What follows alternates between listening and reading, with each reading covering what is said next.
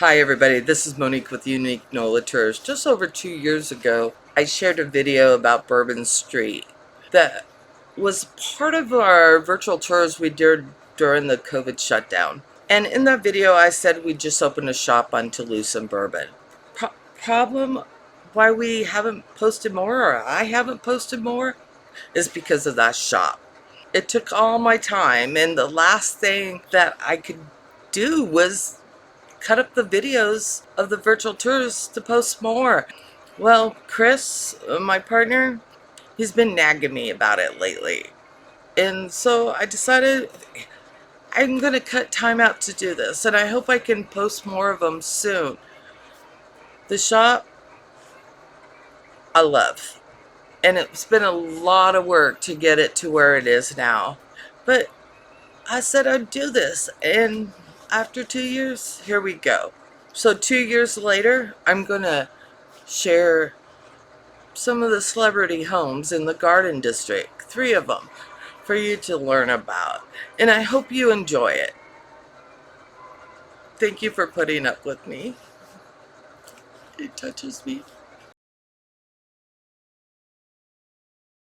This beautiful home here was built in 1857. It's almost 9,000 square feet. It has 5 bedrooms, 6 bathrooms, and 2 half baths. It was built for Mr. Brevard. He was a merchant and he wanted to show off his grandness with a Greek revival home. He only lives in here for 2 years though. He dies in the house. They say his ghost still haunts this place. His family lives in here up to 1925, where they sell it to a Brevard-Clapp. He's the one that adds the Italianate accents to the home. In 1947, Judge John Wisdom buys the home. Many believe he was an unsung hero of the civil rights movement in the 50s and 60s. He ruled for desegregation and for voting rights. In 1994, the U.S. Court of Appeals in New Orleans was renamed after him. In 1989, supernatural novelist Anne Rice and her poet-painter husband Stan Rice buy the home.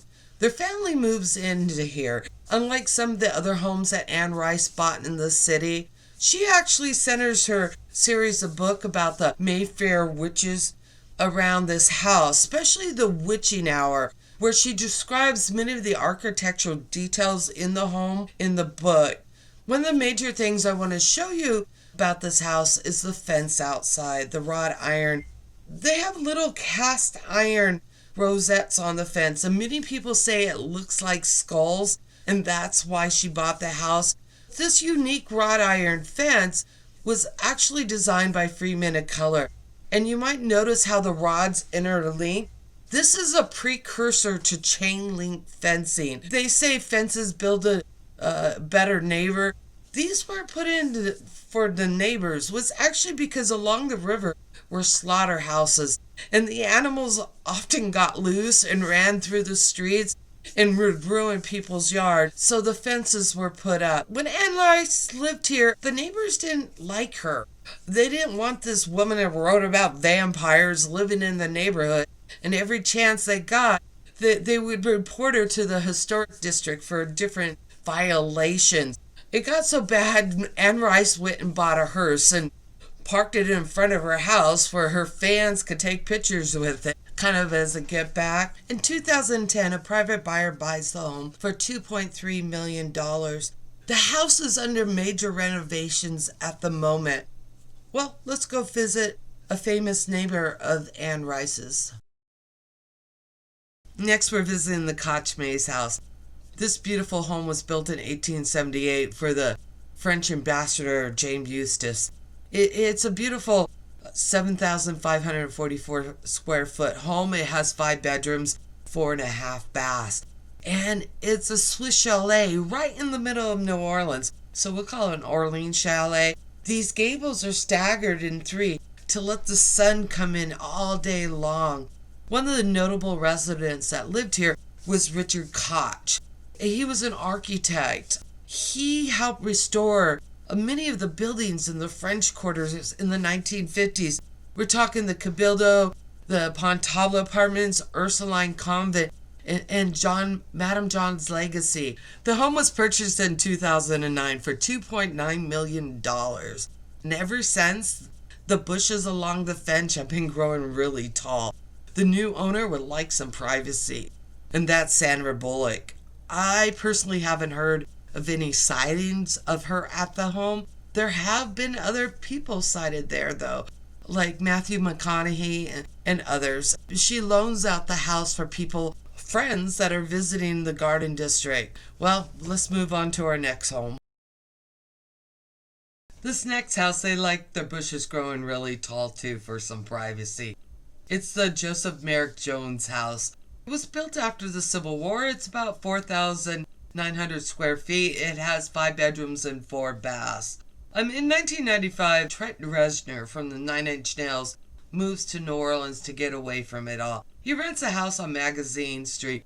He liked New Orleans so much, in 1996 he buys this house. He puts in a really nice sound studio to do recordings, and he works with some local musicians. The Garden District, though, they didn't like him. You think they didn't like Anne Rice? Oh, they really didn't like Trent Reznor. They actually put in sound ordinances to kind of block him, and every time he did something, he was getting fined for it. He finally got tired of it in 2004, and he sold his home to John Goodman of like Roseanne and tons of movies. John Goodman restores the house in loving detail. He often has parties in his front yard. You see him riding his bike down the street, at the grocery store, or playing in the yard with his dog. He loves New Orleans. He's been here for over 30 years. Well, that's all I have for you right now. I promise the next video won't take 2 years to do. Maybe a couple weeks, though. I hope you enjoyed it. You have a good day. Bye.